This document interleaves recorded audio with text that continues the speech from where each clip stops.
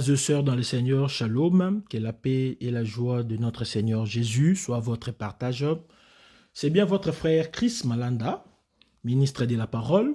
Nous sommes encore dans la joie de pouvoir nous présenter aujourd'hui pour parler de la part du Seigneur. Et nous voulons en fait répondre à une question que nous avions laissée en suspens lors de notre dernier enseignement. Il est question de le jumeau de Thomas. La première partie suite et fin. Dans cet enseignement, nous avons donné les images de Thomas dans plusieurs manières, dans plusieurs écritures. Et lorsque nous avons abordé la question de Rachel et de Léa, nous avions dit que Rachel va demander les enfants à Jacob à la naissance de Judas. Et nous avions dit, c'est tout un enseignement. C'est ce que nous allons faire aujourd'hui. Alors, cet enseignement, c'est un enseignement question, un thème question. Donc, nous posons la question de savoir pourquoi Rachel a-t-elle réclamé les enfants à Jacob qu'après la naissance de Judas? Autrement dit, pourquoi Rachel ne devait attendre que Léa puisse donner naissance à Judas pour qu'elle puisse réclamer les enfants à Jacob? Voilà, ça c'était la question. Alors pour cela, nous allons ouvrir nos Bibles et nous allons lire les Écritures. Nous sommes dans le livre de Genèse, le chapitre 29, le verset 35. J'ai lu au nom de Jésus. Elle devint encore enceinte et enfanta un fils. Et elle dit, cette fois, je louerai l'Éternel. C'est pourquoi elle lui donna le nom de Judas.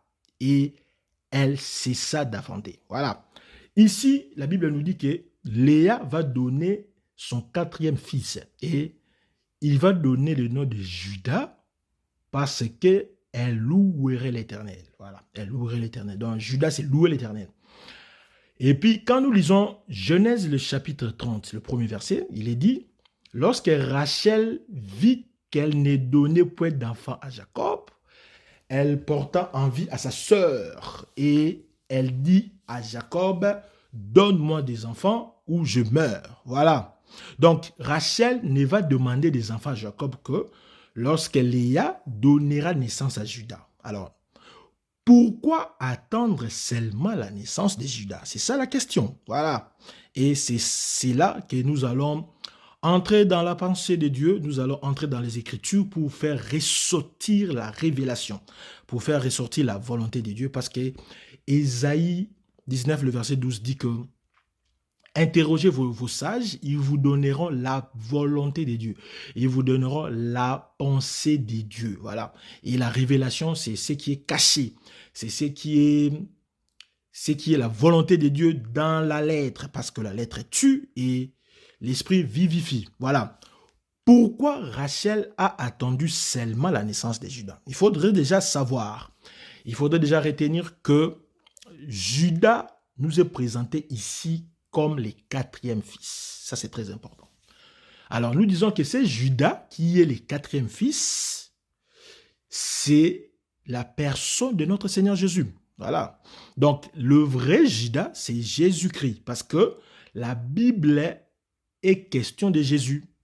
Jésus lui-même dira, vous sondez les Écritures, pensant trouver en elle la vie éternelle, mais ce que vous cherchez rend témoignage de moi, vous voyez. Donc la Bible rend témoignage de Jésus et que Paul nous dira encore, Jésus est tout et Jésus est en tout. Toutes les Écritures ne parlent que de Jésus, voilà.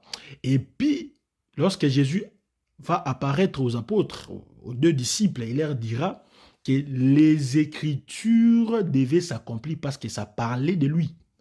Autant plus que les prophètes ont écrit concernant Jésus. Vous voyez, ils ont rendu témoignage à Jésus. Alors, quand l'ombre parle de Judas, la réalité de Judas, c'est Jésus. Donc, nous avons compris que les quatrième fils, ou le chiffre 4, c'est Jésus. Voilà, c'est pourquoi. Vous allez remarquer quoi?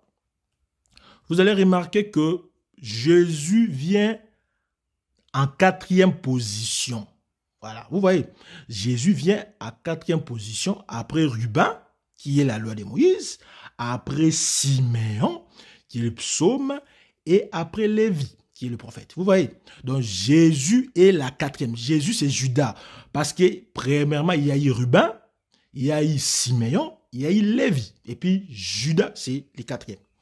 Nous disons que Ruben ici représente la loi de Moïse, Siméon représente le prophète, et puis Lévi représente le psaume ou les écrits. Donc, Jésus vient en quatrième position. C'est pourquoi il est écrit dans Luc 24, le verset 44, qu'il devait s'accomplir tout ce qui a été écrit sur Judas, dans la loi de Moïse, dans les prophètes et dans le psaume. Vous voyez? Donc, Jésus, c'est lui la quatrième personne de qui les trois, Ruben, Siméon et Lévi, rendaient témoignage. Voilà. Mais aussi, remarquez une chose, Jésus comme Judas, c'est lui le vrai David. Vous voyez? Parce que vous allez remarquer que David viendra à la quatrième position après ses trois frères. Parce que lorsqu'il devait combattre Goliath, les trois frères de David sont venus avant lui. Il s'agit d'Eliab, il s'agit d'Abinadab, et puis il s'agit de Shaman. Les trois frères de David sont venus avant lui et David viendra à la quatrième position. Vous voyez, c'est la même chose. En fait, c'est le même mouvement. Parce que quand vous lisez 1 Samuel, le chapitre 17, vous prenez le verset 13, vous allez voir que les trois fils aînés d'Ésaïe qui ont suivi Saoul, c'était Eliab, c'était Abinadab, c'était Shaman. Vous voyez? Et puis, David viendra après, parce que le père va envoyer David après. C'est le quatrième fils. Et vous allez remarquer encore une chose, que Goliath s'avançait matin et soir. Et il a fait ses mouvements pendant 40 jours. Vous voyez? Donc, David, qui vient en quatrième position, vient pour finir les 40 jours d'esclavage des enfants d'Israël. Parce que lorsque les enfants d'Israël voyaient sortir Goliath, tous fouillés. Et ils étaient esclaves des Philistins parce que Goliath tenait en captivité les enfants d'Israël pendant 40 jours. Et c'est David qui sort qui sort comme le quatrième fils, vient finir avec l'esclavage, apporte la délivrance à Israël esclave de Goliath pendant 40 jours. Voilà, ça, ce sont des choses très, très importantes. Mais remarquez encore une chose, je vais attirer votre attention et je vais vous donner mes yeux pour que vous puissiez voir ensemble avec moi. Lorsque Lazare est mort, là nous sommes dans Jean 11, qu'est-ce qui s'est passé? Vous allez remarquer que Jésus a appris la nouvelle que Lazare était malade. Là, nous allons chercher l'écriture pour que nous ne puissions pas pérorer en vain. Nous sommes dans Jean 11, le chapitre 11, prenons le verset 3. Les sœurs envoyèrent dire à Jésus, « Seigneur, voici celui que tu aimes est malade. » Vous voyez, après avoir entendu cela, Jésus dit, « Cette maladie n'est point à la mort, mais elle est pour la gloire de Dieu, afin que le Fils de Dieu soit glorifié par elle. » Donc, les sœurs ici, Marie et Marthe, vont informer à Jésus que Lazare est malade. Jésus savait que Lazare est malade, mais il a dit que la maladie qu'il a ne conduit pas à la mort parce que sa gloire se trouve dans cette maladie. Mais vous allez remarquer encore une chose. Qu'est-ce que vous allez remarquer? Jésus va attendre des jours. Jésus a attendu des jours jusqu'à ce qu'il se présente les quatrième jour. Vous voyez? Donc vous allez dire, mais pourquoi Jésus ne se présente que les quatrième jour? C'est parce qu'il est Judas, il est le fils 4. Jésus va se présenter les quatrième jour. Nous allons lire ces versets. Nous sommes toujours dans Jean 11. Prenons le verset 38. Jésus, frémissant de nouveau en lui-même, et se rendit au sépulcre. C'était une grotte et une pierre était placée devant. Jésus dit, « ôtez la pierre. » Marthe, la sœur du mort, lui dit, « Seigneur, il sent déjà, car il y a 4 jours qu'il est là. » Jésus lui dit, « Ne t'ai-je pas dit que si tu crois, tu verras la gloire de Dieu. » Voilà. Vous voyez, donc ici, Jésus se présente 4 jours. Pourquoi Jésus n'a attendu que 4 jours? Vous voyez, c'est parce que vous allez remarquer que Jésus, comme les vrais Judas, c'est le soleil. C'est le soleil, parce que le soleil a été créé le 4e jour. Voilà, vous avez vu, le soleil a été créé le 4e jour. Pour quel motif? Parce que la Bible dit, les grands luminaires et les autres luminaires, c'est pour éclairer. Le soleil éclaire les jours et éclaire ceux qui sont dans les ténèbres. Gloire à Jésus. Donc, Jésus qui se présente le 4e jour, c'est pour montrer qu'il est le vrai soleil. Et comme soleil, il vient porter la lumière. Il apporte la lumière là où il y a les ténèbres. Nous lisons, nous sommes dans Luc 1. Le verset 78 dit quoi? Grâce aux entrailles de la miséricorde de notre Dieu, en vertu de laquelle le soleil levant nous a visités d'en haut, pour éclairer ceux qui sont assis dans les ténèbres et dans l'ombre de la mort, pour diriger nos pas dans le chemin de la paix. Voilà. Jésus, comme Judas, se représente comme le soleil qui vient éclairer Lazare qui est dans les ténèbres et dans l'ombre de la mort. Parce que vous allez vous souvenir que le séjour des morts, c'est le pays d'obscurité. C'est le pays des ténèbres. Ce n'est pas moi qui dis, c'est le prophète Job qui dit. Dans Job 10, le verset 21-22. Avant que je m'en aille pour ne plus revenir dans le pays des ténèbres et de l'ombre de la mort. Vous voyez, pays d'une obscurité profonde où règne l'ombre de la mort et la confusion et où la lumière est semblable aux ténèbres. Vous voyez? Donc, Jésus apparaît le 4e jour devant les tombeaux de Lazare.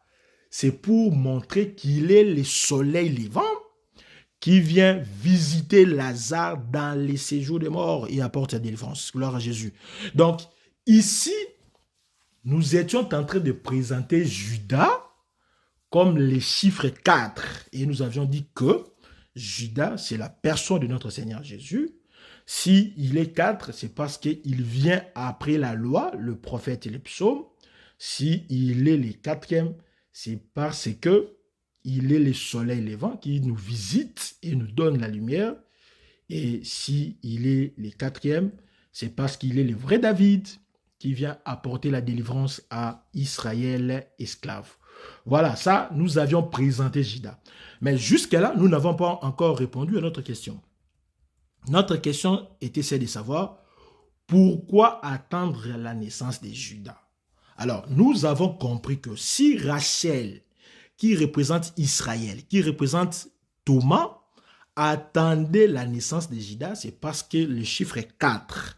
C'est parce que Jésus, c'est parce que Judas est la fin d'esclavage. Gloire à Jésus. C'est ça la réponse, frère. C'est ça la réponse. Nous allons prendre une écriture. Nous sommes dans Genèse 15, le verset 13. Il est écrit, « Et l'Éternel dit à Abraham, sache que tes descendants seront étrangers dans un pays qui ne sera point à eux. Ils y seront asservis et on les opprimera pendant 400 ans. » Gloire à Jésus. Ici, Dieu est en train de dire à Abraham, ta descendance sera asservie, sera esclave. Mais la durée d'esclavage durera 400 ans. Voilà, vous voyez. Donc, après 400 ans, c'est la fin de l'esclavage. Donc, après la naissance de Judas, Rachel a réclamé sa liberté. Rachel a réclamé son indépendance. Autrement dit, Rachel a demandé à Jacob d'avoir des enfants.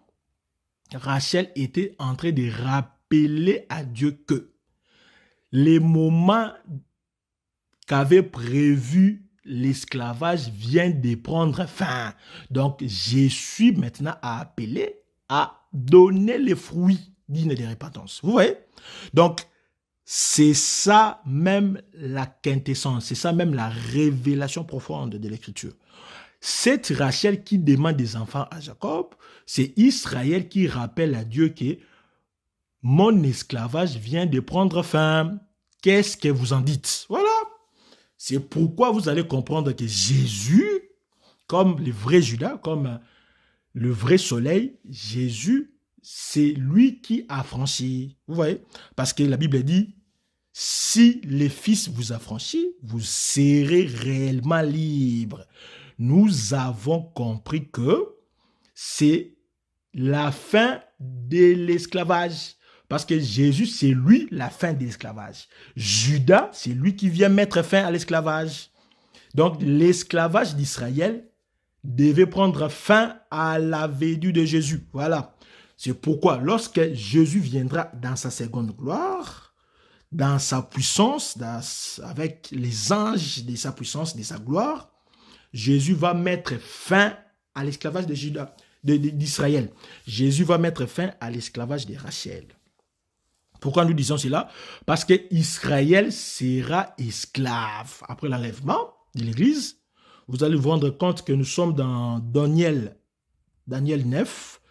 Le verset 27 dit que l'homme impie fera une alliance avec plusieurs pour une semaine, et nous avons déjà beaucoup expliqué pour une semaine, c'est 7 ans, et durera la moitié de la semaine, il fera cesser les sacrifices et l'offrande, les dévastateurs commettra des choses abominables jusqu'à ce que la ruine et ce qu'il a résolu fondent sur lui. Vous voyez, donc Israël sera esclave de l'homme impie.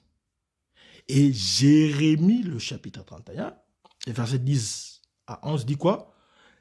Nation, écoutez la parole de l'Éternel, publiez-la dans les îles lointaines, dites, c'est lui qui a dispersé Israël, les rassemblera, et il les gardera comme les bergers gardent son troupeau.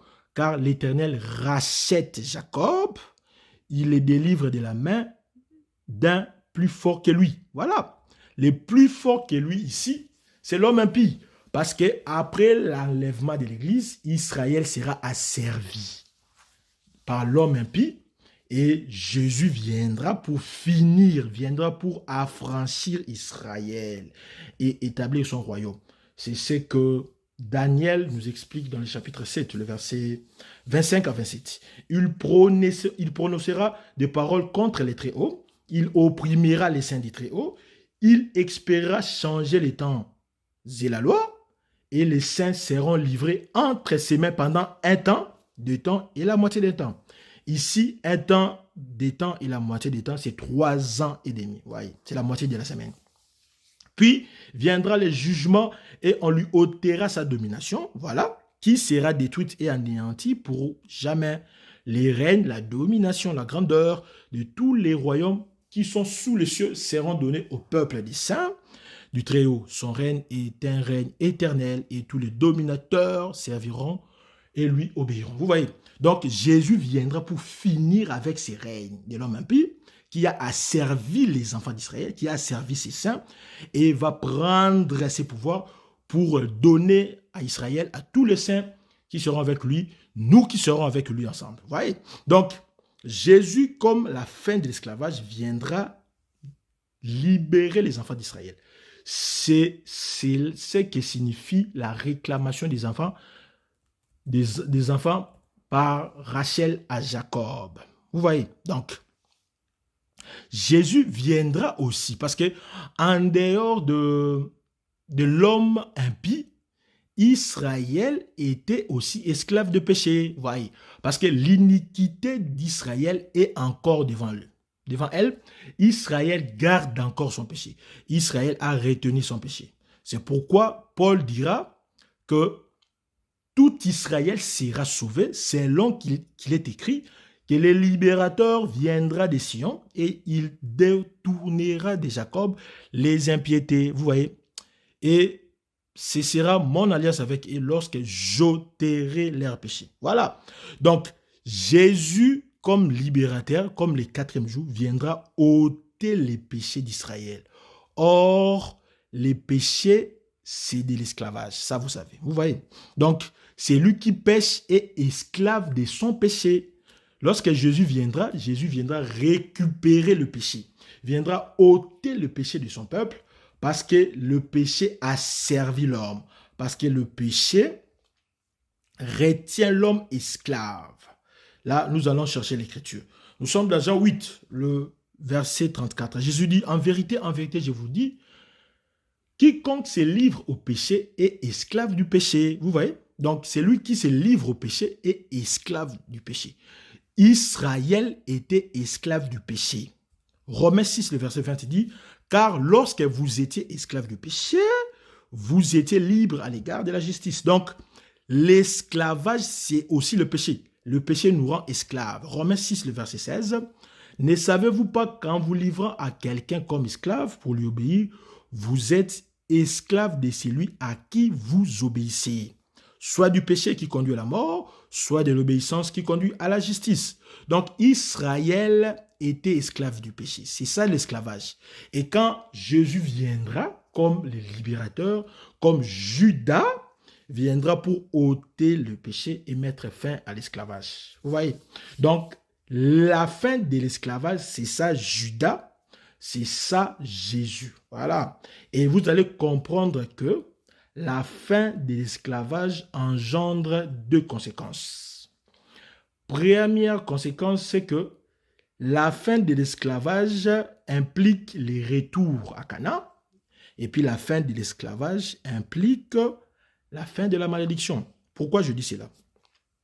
Remarquez, Dieu va dire à Abraham, ta descendance sera dans un pays étranger. Dans ces pays étrangers, ils seront asservis, ils seront des esclaves. Mais la durée de l'esclavage dira 400 ans. Donc, la fin de l'esclavage signifie que vous devez maintenant retourner dans la terre que je vous avais promis. Vous voyez? Donc, Dieu avait promis aux enfants d'Israël un pays de repos. Un pays où il a déjà préparé pour ses enfants. Mais puisqu'ils n'ont pas écouté sa voix, alors Dieu les a punis en l'envoyant dans un pays étranger où ils seront esclaves. Après l'esclavage, les enfants d'Israël devaient retourner dans le pays de repos. Alors, mais les enfants d'Israël avaient refusé ces repos. Vous voyez? Alors Dieu avait juré dans sa colère, ils n'entreront pas dans mon repos. Voilà. Il avait juré, parce que vous avez refusé le repos, vous serez des esclaves. Mais vous allez retourner. Parce que l'héritage physique d'Israël, c'est la terre promise, c'est Canaan. Dieu avait dit à Abraham que je vous ai promis la terre. Mais à cause de cela, ils seront esclaves. Mais après l'esclavage, ils vont retourner. Nous allons lire une écriture pour voir cela. Nous sommes dans Deutéronome, le chapitre 1er. On prend le verset 34-35. L'Éternel entendit le bruit de vos paroles.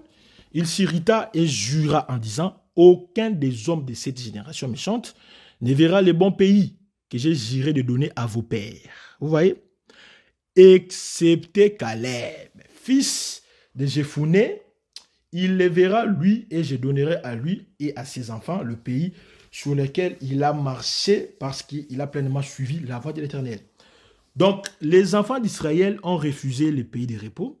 Dieu a juré qu'ils n'entreront pas, excepté Caleb. Vous voyez? C'est pourquoi Paul dira que l'élection de la grâce est sur Israël parce qu'à cause de Caleb, les enfants d'Israël vont retourner à Canaan. Ils vont retourner à Canaan. C'est pourquoi il dira, dans Deutéronome 30, le verset 3-5, l'Éternel, ton Dieu, ramènera tes captifs et aura compassion de toi. Il te rassemblera encore du milieu de tout le peuple chez lesquels l'Éternel, ton Dieu, t'aura dispersé. Quand tu seras exilé à l'autre extrémité du ciel, l'Éternel, ton Dieu, te rassemblera de là et c'est là qu'il ira te chercher. L'Éternel, ton Dieu, te ramènera dans le pays que tu possédais, que possédaient tes pères, et tu le posséderas. Il te fera du bien et te rendra plus nombreux que tes pères. Vous voyez? Donc, à cause de Caleb, les enfants d'Israël vont retourner parce que l'appel, les choix, l'élection va retourner à Israël parce que Dieu ne se répand pas de ses dons. Donc, il va répondre à Israël à cause de Caleb et ils vont retourner à Canaan. Or, Canaan, comme vous savez, c'est le pays où il n'y a ni femme qui avorte, ni femme qui est stérile. Vous voyez, c'est ça Canaan. Cela signifie quoi? Cela signifie que dans Canaan, tout celui qui entre à la vie, Parce que la stérilité, c'est quoi? La stérilité, c'est l'absence de vie, alors que l'avortement, c'est la perte de vie. À Cana, il n'y a pas d'absence de vie. À Cana, il n'y a pas de rejet de vie. Parce que Jésus lui-même est là, la vie.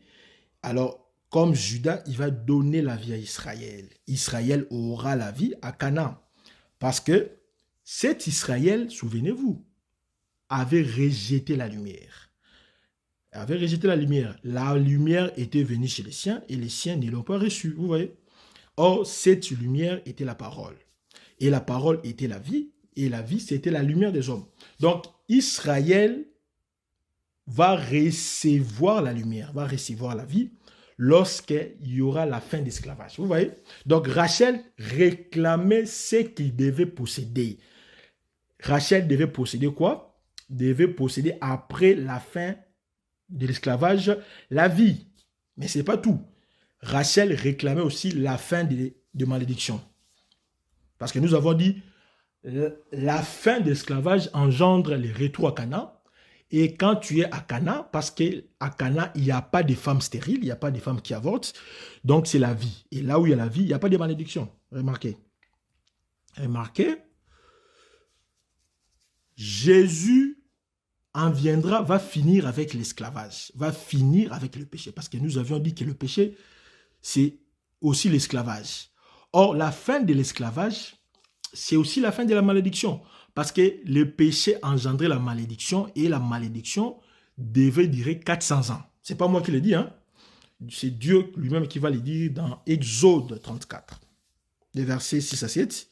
L'Éternel passa devant lui et s'écria, l'Éternel, l'Éternel, Dieu miséricordieux, compatissant, lent à la colère, riche en bonté et en fidélité, qui conserve son amour jusqu'à la 1000 générations, qui pardonne l'iniquité, la rébellion et le péché, mais ne retient point les coupables pour innocents, et qui punit l'iniquité de père sur les enfants, et sur les enfants des enfants, jusqu'à la 3e et à la 4e génération. Vous voyez? Donc, l'iniquité devait perdurer jusqu'à la 4e génération. 400 ans. Donc, quand l'esclavage prend fin, la malédiction aussi tombe. L'iniquité qui durait pendant 4e siècle, 4e génération plutôt, tombe. Vous voyez? Donc, la malédiction qui pesait sur les enfants d'Israël, la malédiction qui pesait sur Rachel, sera tombée à l'entrée à Canaan. Parce que quand vous êtes libéré, vous entrez à Canaan, la malédiction qui pesait sur Rachel, la stérilité de Rachel va tomber parce que Rachel va avoir des enfants. Gloire à Jésus. Donc, nous comprenons que Jésus, c'est lui la fin de l'esclavage. Parce que Christ est la fin de la loi pour la justification de tous ceux qui croient. Gloire à Jésus. Christ, comme Judas, apportait la délivrance, la justification. C'est pourquoi Israël sera justifié lorsque Jésus viendra. C'est ça la 4e génération.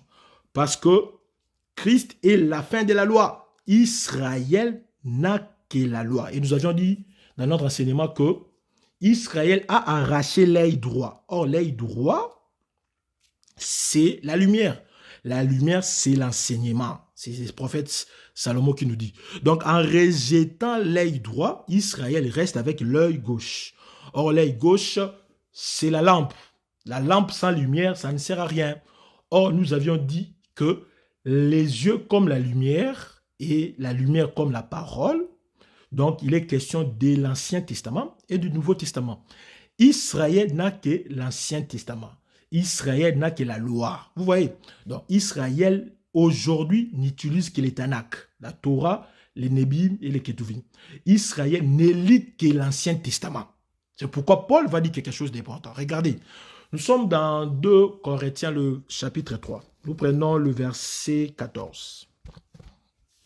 Il est écrit, mais ils sont devenus durs d'entendement, car jusqu'à ce jour, le même voile demeure quand ils font la lecture de l'Ancien Testament. Vous voyez?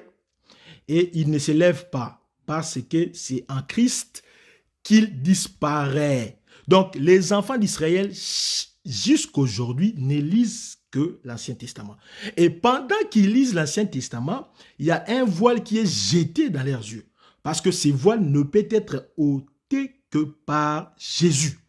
Donc, lorsque Jésus viendra ôter les voiles qui couvrent les enfants d'Israël. Vous voyez?